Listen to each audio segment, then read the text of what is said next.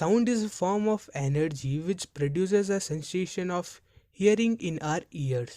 तो ये होगी साउंड की डेफिनेशन। अब देखते हैं साउंड प्रोड्यूस कैसे होता है। साउंड प्रोड्यूस होता है वाइब्रेशन से। तो ये वाइब्रेशन है क्या? तो जैसे एक ऑब्जेक्ट है एंड ये थोड़ा आगे हो रहा है, पीछे हो रहा है, आगे हो रहा है, पीछे हो रहा है, यानी ये वाइब्रेट हो रहा है। तो हम इसे ऐसे लिख सकते हैं, द टू एंड फ्रो, यानी पीछे एंड आगे motion of an object is termed as vibration. यानी जब एक ऑब्जेक्ट अपनी पोजीशन से आगे पीछे होता है तब वो वाइब्रेट होता है, एंड जब वो वाइब्रेट होता है तब वो साउंड प्रोड्यूस करता है। जैसे गिटार की स्ट्रिंग वाइब्रेट होती है एंड हमें साउंड सुनाई देता है। तो गिटार के केस के अंदर तो वाइब्रेशन विजिबल है, पर जहां पर भी साउंड प्रोड्यूस होता है वहां पर वाइब्रेशन तो होती ही है। जैसे मैं बोल रहा हूँ तो मेरी वोकल कॉर्ड वाइब्रेट हो रही है, एंड तुम स्पीकर से सुन रहे हो तो वो स्पीकर भी वाइब्रेट हो रहा है। तो ये हो गया प्रोडक्शन ऑफ साउंड, यानी साउंड नामक बच्चे ने जन्म तो ले लिया है। अब देखते हैं कि वो बच्चा कैसे चलेगा, यानी प्रोपोगेशन ऑफ साउंड। तो जिस भी चीज से साउंड ट्रांसमिट होगा उसे हम मीडियम कहेंगे। जैसे तुम्हारे फोन का स्पीकर अभी साउंड प्रोड्यूस कर रहा है एंड वो साउंड तुम्हारे कानों तक जा रहा है, तो फोन के स्पीकर से तुम्हारे कानों तक जिस भी चीज के थ्रू साउंड जा रहा है यानी ट्रांसमिट हो रहा है उसे हम मीडियम कहेंगे। अगर तुमने हेडफोन लगाया है तो वो मीडियम है हेडफोन, एंड अगर हेडफोन नहीं लगाया है तो वो मीडियम है एयर। तो मीडियम होता है जिस चीज के थ्रू साउंड ट्रांसमिट होता है। तो साउंड प्रोड्यूस होता है वाइब्रेशन से। वाइब्रेशन यानी एक ऑब्जेक्ट का आगे एंड पीछे यानी टू एंड फ्रो मोशन। ये टू एंड फ्रो मोशन बहुत जल्दी जल्दी होता है, तो साउंड प्रोड्यूस होता है वाइब्रेशन से। तो जैसे हमारे पास ये एक ट्यूनिंग फॉर्क है, जब हम इसे किसी चीज से टकराते हैं तो ये वाइब्रेट होना स्टार्ट हो जाता है। यानी जो इसकी ये स्ट्रिप्स है, इन स्ट्रिप्स को हम कहते हैं प्रोंग्स। तो ये प्रोंग्स वाइब्रेट होना स्टार्ट हो जाते हैं। तो जब ये प्रोंग वाइब्रेट होगा तो ये एक बार आगे जाएगा एंड एक बार पीछे आएगा। तो इसके मोशन को हम दो पार्ट्स में डिवाइड कर देते हैं, जब ये प्रोंग आगे जाएगा एंड जब ये प्रोंग पीछे आएगा। तो इस ट्यूनिंग फॉर्क के अराउंड एक मीडियम है, मीडियम जिससे साउंड ट्रैवल हो सकता है, एंड हर एक चीज पार्टिकल से बनी हुई होती है। तो इस ट्यूनिंग फॉर्क के अराउंड पार्टिकल्स है। तो अभी हम सिर्फ इस एक प्रोंग की स्टडी कर रहे हैं, तो इसके अराउंड जो पार्टिकल्स है उन्हें ही देखते हैं। तो इसके अराउंड पार्टिकल्स होंगे, एंड जब ये प्रोंग आगे जाएगा तो इसके पास वाले जो पार्टिकल्स हैं वो इससे टकराएंगे एंड थोड़ा आगे चले जाएंगे, एंड वो पार्टिकल्स आगे वाले पार्टिकल से टकराएंगे, एंड वो फिर से आगे वाले पार्टिकल से टकराएंगे, एंड वो फिर से आगे वाले पार्टिकल से टकराएंगे। ऐसे जो साउंड है वो ट्रैवल करता है। तो यहाँ पर हम देख सकते हैं पार्टिकल्स तो अपनी जगह ही हैं, पर साउंड ट्रैवल हो गया क्योंकि एक पार्टिकल्स ने दूसरे को धक्का मारा, एंड दूसरे ने तीसरे को धक्का मारा, तीसरे ने चौथे को। एंड अगर हम इस चीज को एक बार रोक दें, यानी ये प्रोंग पार्टिकल से टकराया तो यहाँ पर पार्टिकल्स एक दूसरे से टकरा गए, तो यहाँ पर पार्टिकल्स की डेंसिटी बढ़ गई। तो जिस जगह पार्टिकल्स की डेंसिटी बढ़ जाती है उसे हम कंप्रेशन कहते हैं। कंप्रेशन यानी कंप्रेस हुआ हुआ, एंड यहाँ पर पार्टिकल्स कंप्रेस हुए हुए यानी चिपके चिपके हैं, तो इस रीजन को हम कहेंगे कंप्रेशन। एंड एक और केस हो गया जब ये प्रोंग पीछे आएगा। तो जब ये प्रोंग पीछे आएगा तो इसके आसपास वाली जगह खाली हो जाएगी, एंड उस जगह को भरने के लिए जो पास वाले पार्टिकल्स है वो पीछे आ जाएंगे। तो जब पार्टिकल्स पीछे आएंगे तो उनके बीच में जो स्पेस है वो बढ़ जाएगी एंड डेंसिटी कम हो जाएगी। तो इस जगह डेंसिटी कम होगी, एंड इस जगह को हम कहते हैं रेयर फ्रैक्शन, यानी यहाँ पर पार्टिकल्स दूर दूर है। तो अगर हम इन दोनों चीजों को मिला दें तो ये ट्यूनिंग फॉर्क के जो प्रोंग्स है वो आगे पीछे होते रहेंगे, एंड जो मीडियम के पार्टिकल्स है वो कुछ ऐसा पैटर्न फॉलो करेंगे। तो ये पैटर्न कुछ वेव जैसा है, जैसे समुद्र में वेव होती है वैसा पैटर्न है, एंड इसे कहते हैं हम साउंड वेव। तो ऐसे साउंड ट्रैवल करता है। तो साउंड एक वेव की फॉर्म में ट्रैवल करता है, एंड वो ट्रैवल पार्टिकल्स के थ्रू करता है। एंड अगर कहीं पर पार्टिकल्स ही नहीं है तो क्या साउंड ट्रैवल करेगा? इसका आंसर है नहीं। तो अगर हम किसी ऐसी जगह पर चले जाएं जहां पर पार्टिकल्स ही नहीं है तो वहां पर साउंड भी ट्रैवल नहीं होगा। जैसे कि वैक्यूम। वैक्यूम एक ऐसी स्पेस होती है जहां से हम ऑलमोस्ट सारे पार्टिकल्स को निकाल लेते हैं, यानी वहां पर कोई पार्टिकल्स नहीं होते, एंड जहां पर पार्टिकल्स नहीं होते वहां पर वाइब्रेशन नहीं होगी, एंड वाइब्रेशन नहीं होगी तो साउंड ट्रेवल नहीं होगा। एंड जैसा हमने पहले देखा कि साउंड एक वेव की फॉर्म में ट्रेवल करता है, तो साउंड वेव को एक मीडियम चाहिए जिससे वो ट्रैवल करेगी। एंड ऐसी वेव्स जिन्हें ट्रैवल करने के लिए एक मीडियम चाहिए उन्हें हम मैकेनिकल वेव्स कहते हैं। तो साउंड वेव्स मैकेनिकल वेव्स होती है। And sound solid, liquid and gas के थ्रू ट्रैवल कर सकता है। हाँ, सॉलिड एंड लिक्विड के थ्रू भी साउंड ट्रैवल कर सकता है क्योंकि वो पार्टिकल्स से बने हुए होते हैं। एंड साउंड वेव पार्टिकल्स के थ्रू ट्रैवल करती है। तो जैसे ये ट्यूनिंग फॉर्क वाइब्रेट हो रहा है एंड साउंड प्रोड्यूस कर रहा है, तो ये साउंड इस डायरेक्शन के अंदर प्रोपोगेट हो रहा है, यानी इस डायरेक्शन के अंदर जा रहा है। एंड जो इसके पार्टिकल्स है वो आगे एंड पीछे वाइब्रेट हो रहे हैं, यानी पार्टिकल्स आगे जा रहे हैं या पीछे आ रहे हैं, पर साउंड इस डायरेक्शन के अंदर ट्रैवल कर रहा है। तो ये दोनों चीजें पैरेलल है, यानी पार्टिकल्स की वाइब्रेशन एंड साउंड का प्रोपोगेशन पैरेलल है। तो ऐसी वेव जिनके अंदर पार्टिकल्स की वाइब्रेशन एंड जो वेव का प्रोपोगेशन है वो पैरेलल होता है, उन वेव्स को हम कहते हैं लॉन्गिट्यूडनल वेव्स। तो साउंड एक तरह की लॉन्गिट्यूडनल वेव है। एंड एक तरह की और वेव होती है, उस वेव का नाम है ट्रांसवर्स वेव। तो जैसे एक पार्टिकल है एंड ये ऊपर और नीचे हो रहा है एंड ये वेव प्रोपोगेट हो रही है कुछ इस डायरेक्शन के अंदर, यानी वेव इस डायरेक्शन के अंदर जा रही है पर पार्टिकल्स ऊपर नीचे हो रहे हैं। तो पार्टिकल एंड वेव की डायरेक्शन परपेंडिकुलर है, यानी दोनों 90 डिग्री के एंगल के ऊपर है। तो ऐसी वेव्स को हम कहते हैं ट्रांसवर्स वेव। यहाँ पर तुम्हें एक टी दिख रहा होगा, ये टी, इस टी को देख के तुम दोनों के अंदर डिफरेंशिएट कर सकते हो। लॉन्गिट्यूडनल वेव के अंदर पार्टिकल की डायरेक्शन एंड वेव का प्रोपोगेशन पैरेलल होता है, वहीं ट्रांसवर्स वेव के अंदर पार्टिकल का मूवमेंट एंड वेव की डायरेक्शन परपेंडिकुलर होती है, यानी दोनों के बीच में एक टी बन जाता है, टी फॉर ट्रांसवर्स वेव। तो ऐसे तुम इसे याद रख सकते हो। अब बात करते हैं हम कैरेक्टरिस्टिक्स ऑफ साउंड वेव्स की, यानी साउंड वेव के क्या क्या कैरेक्टर्स हैं। जैसे हम सब के अलग अलग कैरेक्टर्स होते हैं, वैसे साउंड वेव्स के कुछ कैरेक्टर्स होते हैं। तो जैसे ये एक स्पीकर है एंड इससे साउंड निकल रहा है एंड आसपास वाले पार्टिकल्स डिस्टर्ब हो गए, यानी कई पार्टिकल्स चिपक गए, कोई पार्टिकल्स दूर दूर चले गए, तो ऐसे वेव ट्रैवल करती है। तो इस जगह पार्टिकल्स की डेंसिटी ज्यादा है, यहाँ पर पार्टिकल्स कंप्रेस हुए हुए हैं, तो इस रीजन को हम कहते हैं कंप्रेशन। एंड यहाँ पर पार्टिकल्स दूर दूर है, तो इस रीजन को हम कहते हैं रेयरफैक्शन। तो हम एक ग्राफ बनाते हैं, तो ग्राफ के इस साइड वाई एक्सिस के ऊपर हम डेंसिटी लेते हैं एंड एक्स एक्सिस के ऊपर डिस्टेंस लेते हैं। तो स्पीकर के ठीक आगे डेंसिटी ठीक ठाक है, यानी मीडियम डेंसिटी है। तो मीडियम डेंसिटी यानी ये बीच वाली लाइन यानी मीडियम डेंसिटी, ठीक ठाक है डेंसिटी, ना ही तो डेंसिटी ज्यादा है एंड ना ही डेंसिटी कम है। अगर डेंसिटी कम होगी तो हम ग्राफ के नीचे प्लॉट करेंगे एंड डेंसिटी ज्यादा होगी तो ग्राफ के ऊपर प्लॉट करेंगे। तो इस रीजन के ऊपर डेंसिटी ठीक ठाक है एंड जैसे जैसे हम आगे गए तो डेंसिटी बढ़ती गई। तो जैसे डेंसिटी बढ़ेगी तो हम ग्राफ को ऊपर ले जाएंगे एंड ऊपर देखो डेंसिटी आगे कम होती जा रही है। जैसे जैसे डिस्टेंस बढ़ रहा है वैसे वैसे डेंसिटी कम होती जा रही है। तो आगे डेंसिटी कम होगी तो ग्राफ नीचे गया एंड यहाँ पर फिर से डेंसिटी ठीक ठाक होगी एंड ये आगे ऐसे ही चलता जाएगा। तो हमें एक ग्राफ मिल गया, ये ग्राफ है वेव का। तो इस वेव का जो टॉप मोस्ट पार्ट है उसे हम क्रेस्ट कहते हैं, इस पार्ट को हम क्रेस्ट कहते हैं। एंड जो नीचे वाला पार्ट है जहाँ पर डेंसिटी एकदम ही कम है उसे हम ट्रफ कहते हैं। तो यहाँ से लेके यहाँ तक ये एक वेव है, तो इस वेव की लेंथ को हम कहते हैं वेव लेंथ। तो जो ये डिस्टेंस है ये वेव लेंथ है एंड इसे हम रिप्रेजेंट करते हैं लैम्डा से। एंड ये एक ग्रीक लेटर है जो है लैम्डा एंड वो रिप्रेजेंट करता है वेव लेंथ को। तो ये वेव लेंथ है। एंड अगर हम एक क्रेस्ट एंड दूसरे वाले क्रेस्ट के बीच का डिस्टेंस देखें तो उन दोनों के बीच वाला डिस्टेंस एंड ये नीचे वाला डिस्टेंस सेम ही होगा, तो हम इसे भी वेव लेंथ कह सकते हैं। एंड ऐसे ही जो नीचे वाले ट्रफ है उनके बीच का डिस्टेंस देखें तो वो भी वेवलेंथ होगा। तो वेवलेंथ को हम ऐसे डिफाइन कर सकते हैं, the distance between two consecutive crest और trough is known as wavelength. अब यहाँ पर कॉन्जिक्यूटिव क्या है?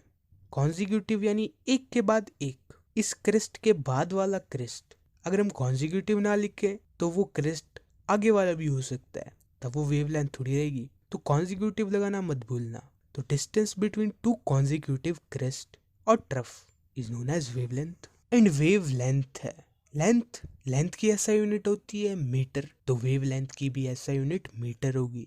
एंड इसे हम रिप्रेजेंट करते हैं लैम्डा से, ये साइन है उसका। अब एक और चीज आती है जो है एम्पलीट्यूड। तो ये जो बीच वाली लाइन है इसे हम कहते हैं मीन पोजीशन। मीन यानी बीच वाली, तो ये मीन पोजीशन है। एंड इस मीन पोजीशन से जो क्रेस्ट की दूरी है या फिर जो ट्रफ की दूरी है उसे हम एम्पलीट्यूड कहते हैं। एंड ये क्रेस्ट एंड ट्रफ ये एक्सट्रीम पोजीशन है। एक्सट्रीम यानी इनके आगे कुछ नहीं है, यानी वेव की मैक्सिमम पोजीशन या तो ऊपर क्रेस्ट तक हो सकती है या फिर नीचे ट्रफ तक हो सकती है। तो एम्पलीट्यूड को हम ऐसे डिफाइन कर सकते हैं, the distance from mean position to any extreme position. Extreme position यानी क्रेस्ट या ट्रफ, तो ये है एम्पलीट्यूड। इसे रिप्रेजेंट करते हैं हम ए से। तो अब ये एक लेंथ है, तो इसकी एसआई यूनिट क्या होगी, मीटर।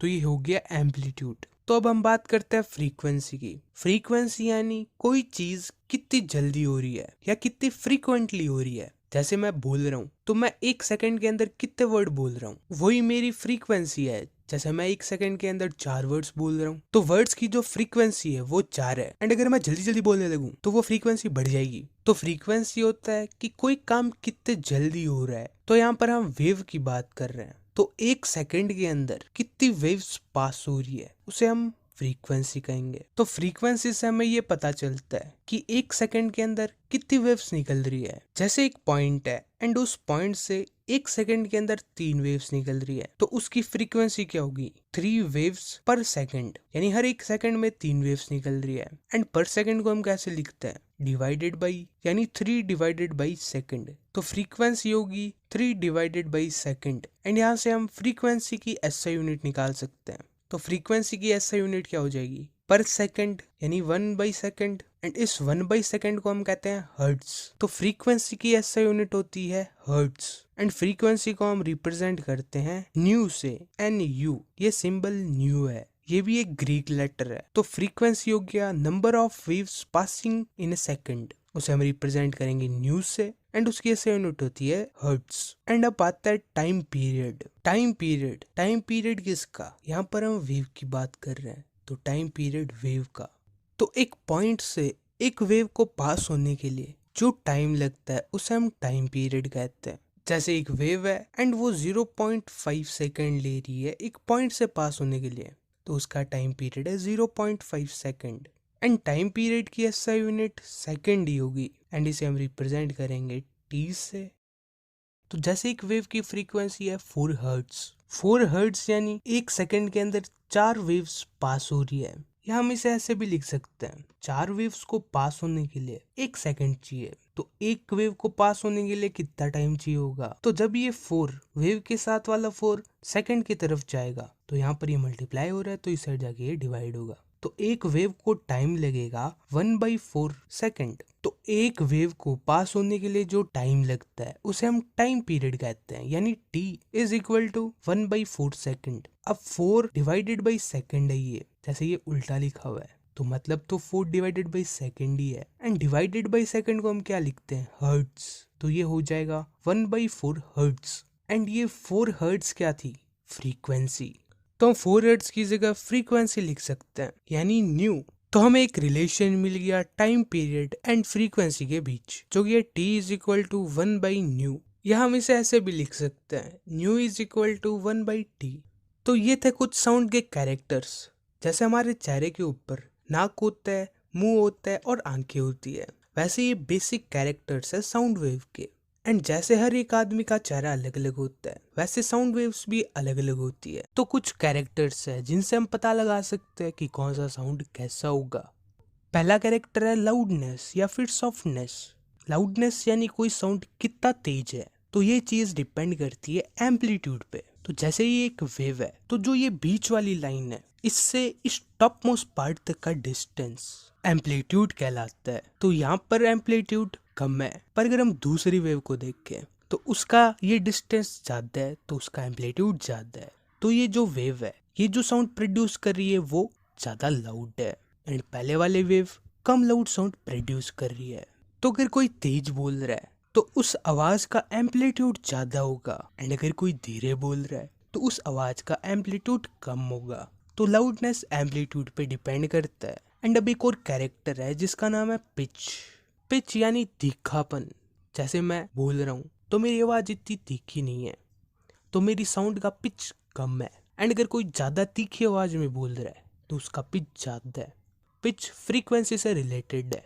तो 1 सेकंड के अंदर कितनी वेव्स पास हो रही है उसे हम फ्रीक्वेंसी कहते हैं। तो जैसे हमारे पास ये 2 वेव्स हैं, तो ये एक्स एक्सिस रिप्रेजेंट करता है टाइम को, यानी ये वाली लाइन टाइम को रिप्रेजेंट कर रही है। तो यहाँ से लेके यहाँ तक का डिस्टेंस अगर 1 सेकंड है, तो इस 1 सेकंड के अंदर आधी तो वेव पास हो रही है, क्योंकि ये एक वेव का आधा पार्ट है। तो इस वेव की फ्रीक्वेंसी क्या होगी? Half hertz. भूलो मत, फ्रीक्वेंसी की ऐसे यूनिट हर्ट्स होती है। एंड यहाँ पर 1 सेकंड के अंदर आधी वेव पास हो रही है, तो इसकी फ्रीक्वेंसी है हाफ हर्ट्स। एंड अगर हम दूसरे वाले डायग्राम में देखें तो उसके अंदर इसी 1 सेकंड के अंदर पूरी एक वेव पास हो रही है, तो इसकी फ्रीक्वेंसी क्या होगी? 1 हर्ट्स। तो पहली वाली वेव कम पिच के साउंड को रिप्रेजेंट कर रही है एंड उसकी फ्रीक्वेंसी भी कम है, पर दूसरी वाली वेव ज्यादा पिच के साउंड को रिप्रेजेंट कर रही है एंड उसकी फ्रीक्वेंसी भी ज्यादा है। यानी जितनी ज्यादा फ्रीक्वेंसी होगी उतना ज्यादा पिच होगा। तो frequency and pitch directly proportional है। डायरेक्टली प्रोपोर्शनल यानी जैसे जैसे फ्रीक्वेंसी बढ़ेगी वैसे वैसे पिच बढ़ता जाएगा। तो अगर किसी की तीखी आवाज है तो वहां पर ये समझ लेना कि वहां पर फ्रीक्वेंसी ज्यादा है। एक बार फिर से बता देता हूँ, तो लाउडनेस डिपेंड करता है एम्पलीट्यूड पे, यानी मीन पोजीशन से ऊपर वाली पोजीशन तक का डिस्टेंस।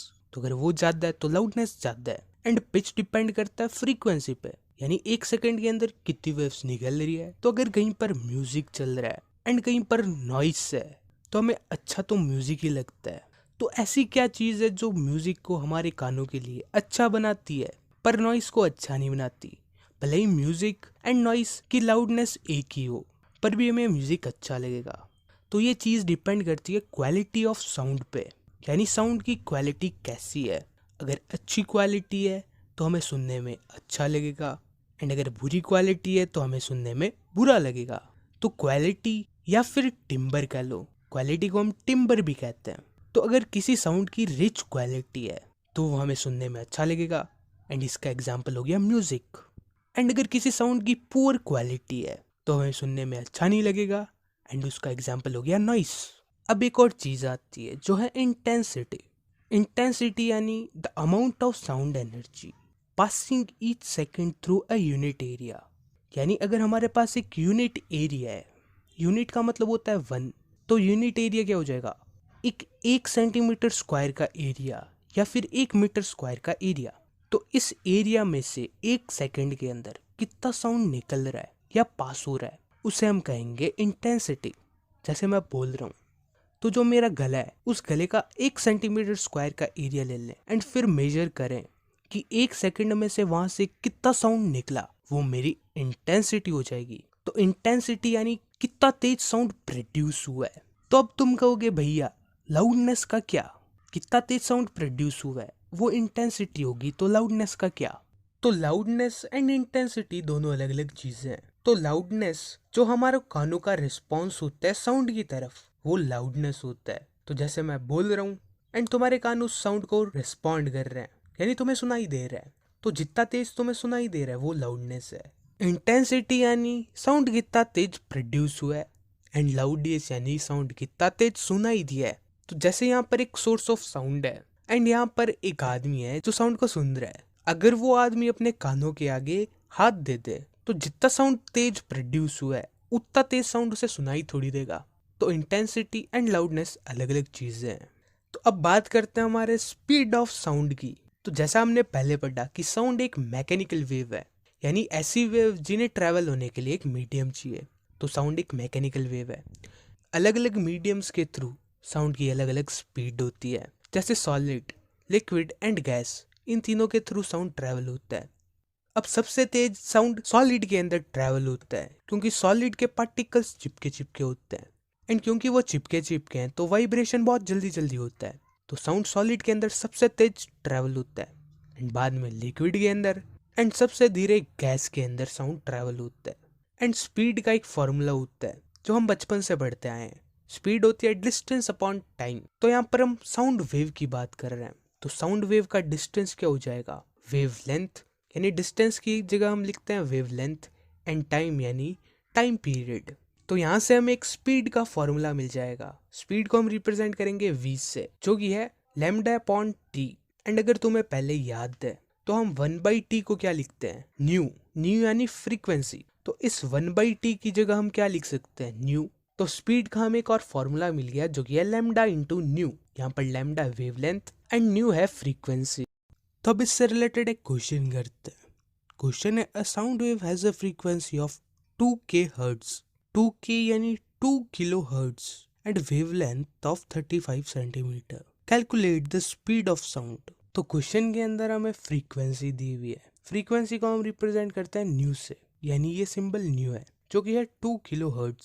एंड 1 किलो के अंदर 1000 होते हैं एंड 2 किलो हर्ट्ज यानी 2000 हर्ट्ज। एंड हमें वेवलेंथ भी दी हुई है जो कि है 35 सेंटीमीटर। तो इसे हमें ऐसे यूनिट के अंदर कन्वर्ट करना होगा, यानी मीटर के अंदर कन्वर्ट करना होगा। तो 1 मीटर के अंदर 100 सेंटीमीटर होता है। तो जब ये सेंटीमीटर के साथ वाला 100 मीटर की तरफ जाएगा तो 1 सेंटीमीटर, अब 100 तो चला गया तो बचा 1। तो 1 centimetre is equal to 1/100 metre. तो 1 सेंटीमीटर के अंदर 1/100 मीटर होता है। तो 35 सेंटीमीटर के अंदर कितने मीटर होंगे, हम इस सेंटीमीटर की जगह 1/100 लिख सकते हैं। तो ये हो जाएगा 35/100 मीटर। हमें कैलकुलेट करनी है स्पीड। तो स्पीड का एक फॉर्मूला है, speed is equal to lambda into nu. तो हमारे पास यहाँ पर लैम्डा है एंड न्यू भी है, तो इनकी वैल्यूज रख देते हैं। तो लैम्डा यानी 35/100 मीटर, न्यू यानी 2000 हर्ट्ज।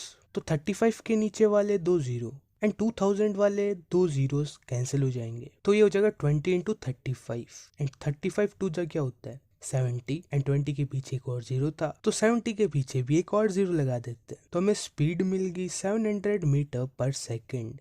तो अब हम बात कर लेते हैं एको की। तो अगर हमें क्लियर रिफ्लेक्टेड साउंड फिर से सुनना है तो हमें इस टाइम को 0.1 सेकेंड से बढ़ाना होगा। यानी जो ओरिजिनल साउंड है एंड जो रिफ्लेक्टेड साउंड है उनके बीच का टाइम इंटरवल 0.1 सेकेंड से ज्यादा होना चाहिए, तभी जो हमारे दिमाग में 0.1 सेकेंड तक साउंड रहेगा वो चला जाएगा एंड दूसरा साउंड हम सुन सकेंगे।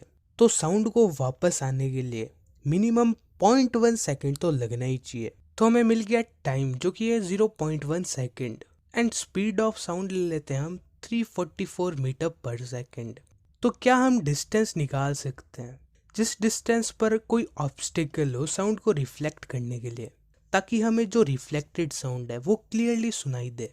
तो जैसे ही इसने साउंड प्रोड्यूस करा तो वो साउंड दौड़ता हुआ इधर गया एंड रिफ्लेक्ट होके फिर से दौड़ता हुआ आ गया। तो ये साउंड 0.1 सेकेंड के बाद ही आना चाहिए या 0.1 सेकेंड पर आना चाहिए, तभी हमें एको सुनाई देगा। तो टाइम लिया इसने 0.1 सेकेंड एंड साउंड की स्पीड को हम ले रहे हैं 344 मीटर पर सेकेंड। एंड साउंड ने डिस्टेंस कितना ट्रेवल करा, अगर यहाँ से लेके यहाँ तक का डिस्टेंस d है तो साउंड एक बार गया एंड एक बार फिर से आया, यानी साउंड ने 2 बार d डिस्टेंस ट्रेवल करा है, यानी टोटल डिस्टेंस उसने 2 टाइम्स d ट्रेवल करा है। एंड हमें एक फॉर्मूला पता है, speed is equal to distance upon time. And इस फॉर्मूले से हम डिस्टेंस निकाल सकते हैं। तो डिस्टेंस क्या हो जाएगा, स्पीड इंटू टाइम। इसके अंदर हम सारी वैल्यूज रख देते हैं। स्पीड है 344 मीटर पर सेकेंड, टाइम है 0.1 सेकेंड एंड डिस्टेंस क्या है 2d, 2 टाइम्स d। तो 344 इंटू 0.1 क्या हो जाएगा 34.4 एंड d के साथ वाला 2 जब नीचे जाएगा तो इस साइड जाके ये डिवाइड होगा, तो हमें डिस्टेंस मिल जाएगा 17.2 मीटर। तो ये हमें मिल गया मिनिमम डिस्टेंस एको सुनने के लिए। तो अगर तुम्हें एको सुनना है तो तुम्हारे एंड किसी ऑब्स्टिकल जिससे साउंड रिफ्लेक्ट होगा उसके बीच में 17.2 मीटर का डिस्टेंस होना चाहिए। एंड अगर डिस्टेंस 17.2 मीटर से कम हो तब हमें क्लियर एको नहीं सुनाई देगा, यानी हमें क्लियरली रिफ्लेक्टेड साउंड सुनाई नहीं देगी। उसका कुछ पार्ट, जैसे मैंने बोला हेलो, तो ये जो पीछे गूंजने की आवाज आई ये रिवर्बरेशन है। एंड अगर मैं बोलूं हेलो हेलो हेलो तो ये जो आवाज आई फिर से ये एकदम क्लियर आवाज थी एंड ये है एको। तो रिवर्बरेशन के अंदर रिपीटेड रिफ्लेक्शन होता है साउंड का एंड उसकी वजह से हमें ऐसा लगता है कि साउंड गूंज रहा है। जैसे ये साउंड प्रोड्यूस कर रहा है तो ये साउंड दीवार से टकरा के फिर से इसकी तरफ आ गया एंड इस बार ये टाइम 0.1 सेकेंड से कम है, क्योंकि डिस्टेंस बहुत कम है तो साउंड टाइम भी कम लेगा, तो इसे क्लियरली एको सुनाई नहीं देगा। पर एक गूंजने की आवाज आएगी एंड फिर से ये साउंड आगे जाएगा, फिर से पीछे आएगा एंड धीरे धीरे साउंड की इंटेंसिटी कम होती जाएगी एंड साउंड चला जाएगा। तो यहाँ पर मल्टीपल रिफ्लेक्शन हुआ साउंड का एंड मल्टीपल रिफ्लेक्शन के कारण हमें एक गूंजने की आवाज आई, तो इसे हम कहते हैं रिवर्बरेशन। तो जैसे हमारे पास एक रूम है, खाली रूम है, तो इसके अंदर तो रिवर्बरेशन होगा। तो इस चीज को हम कैसे कम कर सकते हैं? इस चीज को कम करने के लिए हम दीवारों के ऊपर साउंड एब्जॉर्बिंग मटेरियल लगा सकते हैं, जिससे साउंड दीवारों तक जाए एंड वो दीवार उस साउंड को एब्जॉर्ब कर ले, तब रिवर्बरेशन कम हो सकता है। या फिर हम कमरे को भर सकते हैं फर्नीचर से, फर्नीचर भी साउंड को एब्जॉर्ब कर लेगा। तो रिवर्बरेशन को कम करने के लिए हम ये चीजें कर सकते हैं। तो रिवर्बरेशन हो गया the repeated reflection that result in the persistence of sound is called reverberation. यानी रिपीटेड रिफ्लेक्शन की वजह से जो परसिस्टेंस होता है साउंड का, परसिस्टेंस यानी गूंजना, उसे हम कहते हैं रिवर्बरेशन। एंड एको क्या था? एको के अंदर हमें क्लियरली रिफ्लेक्टेड साउंड सुनाई देता है, पर रिवर्बरेशन के अंदर हमें गूंजने की आवाज आती है। तो हमें पता चल गया कि साउंड रिफ्लेक्ट होता है। तो हम इस रिफ्लेक्शन की प्रॉपर्टी का यूज करके चीजों को आसान बना सकते हैं। ये प्रॉपर्टी यूज करते हैं मेगाफोन्स में, हॉर्न्स में एंड कई और इंस्ट्रूमेंट्स में, ताकि हमें साउंड क्लियरली अच्छे से सुनाई दे। तो मेगाफोन्स का कुछ शेप ऐसा होता है, तो इसके अंदर जैसे ही ये आदमी बोलेगा तो जो ये साउंड प्रोड्यूस करेगा वो डायरेक्टली इसके अंदर चला जाएगा, वो इधर उधर रिफ्लेक्ट नहीं होगा, सीधा इस मेगाफोन में चला जाएगा एंड फिर मेगाफोन के अंदर रिफ्लेक्ट होते होते इस डायरेक्शन के अंदर सारा साउंड चला जाएगा। तो जब एक ही डायरेक्शन के अंदर सारा साउंड जाएगा तो उसकी लाउडनेस बढ़ जाएगी, क्योंकि वो इधर उधर स्कैटर नहीं हुआ, एक ही डायरेक्शन में गया है। तो ऐसे मल्टीपल रिफ्लेक्शन का यूज करके मेगाफोन्स एंड हॉर्न्स बनाते हैं। एंड जो डॉक्टर स्टेथोस्कोप रखते हैं उसके अंदर भी मल्टीपल रिफ्लेक्शन ऑफ साउंड का यूज होता है। जैसे ही डॉक्टर वो स्टेथोस्कोप हमारी बॉडी पे लगाते हैं तो बॉडी कुछ साउंड प्रोड्यूस करती है एंड वो साउंड उस स्टेथोस्कोप के थ्रू रिफ्लेक्ट होता होता डॉक्टर के कानों तक पहुंच जाता है। तो ऐसे स्टेथोस्कोप भी मल्टीपल रिफ्लेक्शन का यूज करता है। एंड बड़े बड़े हॉल्स की या फिर सिनेमा हॉल्स की जो सीलिंग होती है वो कुछ ऐसी डिजाइन की हुई होती है कि उस सीलिंग से साउंड टकराए एंड सभी तक पहुंच जाए। जैसे स्पीकर तो आगे ही लगे हुए होते हैं, पर वो साउंड पूरी जगह सुनाई देती है, क्योंकि वो स्पीकर का साउंड ऊपर सीलिंग से टकराता है एंड सभी तक पहुंच जाता है। तो यहाँ पर भी मल्टीपल रिफ्लेक्शन का यूज हुआ है। अब आता है रेंज ऑफ हियरिंग, यानी कितने फ्रीक्वेंसी का साउंड हम सुन सकते हैं। तो हम 20 हर्ट्ज से लेके 20,000 हर्ट्ज तक का साउंड सुन सकते हैं। एंड छोटे बच्चे जिनकी एज 5 साल से कम हो, वो बच्चे 25,000 हर्ट्ज तक के फ्रीक्वेंसी का साउंड सुन सकते हैं। एंड जैसे जैसे वो बड़े होते हैं तो वो हियरिंग कैपेसिटी कम होती जाती है एंड वो भी फिर 20,000 हर्ट्ज तक सुन सकते हैं। तो 20,000 हर्ट्ज कह लो या फिर 20 किलो हर्ट्ज कह लो, किलो का मतलब होता है 1000, तो 20,000 हर्ट्ज को हम 20 किलो हर्ट्ज भी कहते हैं। एंड 25,000 हर्ट्ज को क्या कहेंगे? 25 किलो हर्ट्ज। तो इस रेंज के बीच का साउंड तो हमें सुनाई देता है, पर अगर साउंड 20 हर्ट्ज से भी कम फ्रीक्वेंसी का हो तो वो हमें सुनाई नहीं देता, पर वो साउंड तो होता ही है। तो ऐसे साउंड को हम कहते हैं इंफ्रासोनिक साउंड, जिसकी फ्रीक्वेंसी 20 हर्ट्ज से कम हो, यानी जिसे इंसान सुन नहीं सकते। तो इसका नाम है इंफ्रासोनिक साउंड या इंफ्रासाउंड। ये sound rhinoceros, whales and elephants use करते हैं कम्युनिकेट करने के लिए। तो जब अर्थक्वेक आता है तो अर्थक्वेक से पहले इंफ्रासोनिक साउंड आता है नीचे से, एंड उस साउंड को कई एनिमल्स सेंस कर लेते हैं एंड ये पता लगा लेते हैं कि अर्थक्वेक आने वाला है। एंड जो साउंड 20 किलो हर्ट्ज से ज्यादा फ्रीक्वेंसी का होता है उसे हम अल्ट्रासाउंड कहते हैं। तो ऐसा साउंड जिसकी फ्रीक्वेंसी 20 किलो हर्ट्ज से ज्यादा हो उसे हम अल्ट्रासाउंड कहेंगे। अल्ट्रासाउंड को हम सुन नहीं सकते, पर हम इसे बहुत जगह काम लेते हैं। तो अल्ट्रासाउंड वो साउंड होते हैं जिनकी फ्रीक्वेंसी 20 किलो हर्ट्ज से ज्यादा होती है, यानी ये बहुत ही पावरफुल वेव्स होती हैं। तो क्योंकि ये बहुत पावरफुल होती है तो हम इनका यूज करते हैं। तो अब देखते हैं हम एप्लीकेशन ऑफ अल्ट्रासाउंड, यानी कहाँ कहाँ पर अल्ट्रासाउंड काम में आता है। तो अल्ट्रासाउंड का यूज करते हैं हम क्रैक्स को डिटेक्ट करने के लिए। जैसे हमारे पास एक मेटल का पीस है, तो ये बाहर से तो एकदम ठीक लग रहा है, पर इसके अंदर अगर कोई क्रैक है, तो अगर हमने इसको बिल्डिंग के लिए यूज करा या फिर कोई चीज बनाने के लिए यूज करा तो वो चीज कमजोर होगी, क्योंकि इसके बीच में क्रैक है। तो हमें पता कैसे चलेगा कि इसके बीच में क्रैक है? तो इसे पता लगाने के लिए हम अल्ट्रासाउंड का यूज करते हैं। तो इसके एक साइड हम अल्ट्रासाउंड के सोर्स को रख देते हैं, यानी यहाँ से अल्ट्रासाउंड निकलेगा, एंड दूसरी तरफ अल्ट्रासाउंड के डिटेक्टर को रख देते हैं, यानी दूसरी तरफ से हम ये डिटेक्ट कर सकते हैं कि अल्ट्रासाउंड कैसे आ रहा है। तो जैसे ही हमने इससे अल्ट्रासाउंड पास करा, तो जहाँ पर मेटल बढ़िया था यानी यूनिफॉर्म था, वहां से तो अल्ट्रासाउंड सीधा पास हो गया, एंड जहाँ पर क्रैक था वहां से अल्ट्रासाउंड फिर से रिफ्लेक्ट हो गया,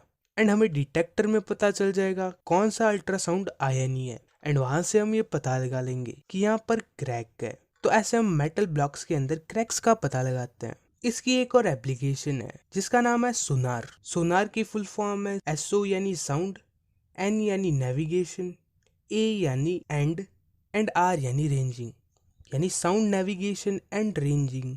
तो ये एक ऐसा डिवाइस होता है जो अल्ट्रासोनिक वेव का यूज करता है, एंड हमें नीचे का डिस्टेंस बता देता है कि समंदर में कितनी गहराई है। तो अब समझते हैं कैसे ये काम करता है। तो इसके अंदर दो चीजें होती है, एक होता है ट्रांसमीटर एंड एक होता है डिटेक्टर। ट्रांसमीटर यानी जो ट्रांसमिट करता है, एंड डिटेक्टर यानी जो डिटेक्ट करता है। तो जैसे ये एक शिप है एंड इसके नीचे एक ट्रांसमीटर लगा हुआ है, तो वो वेव्स को ट्रांसमिट करेगा। तो यहाँ से अल्ट्रासोनिक वेव निकली एंड वो समुंदर में गई एंड फिर से ऊपर आ गई, एंड ऊपर आई तो उसे डिटेक्टर डिटेक्ट कर लेगा कि अब ये ऊपर आ गई। तो हमें इस वेव की स्पीड पता होगी, एंड उस वेव ने कितना टाइम लिया नीचे जाके वापस ऊपर आने में, वो भी टाइम हमें पता होगा, एंड इससे हम डिस्टेंस निकाल सकते हैं। जैसे हम डिस्टेंस को x ले तो ऊपर से नीचे गई वेव, यानी x डिस्टेंस उसने ट्रैवल करा, फिर से वो वेव ऊपर आई, यानी उसने 2 बार x डिस्टेंस ट्रैवल करा। तो हमारा डिस्टेंस हो गया 2x, एंड हमें स्पीड इस वेव की पता होगी,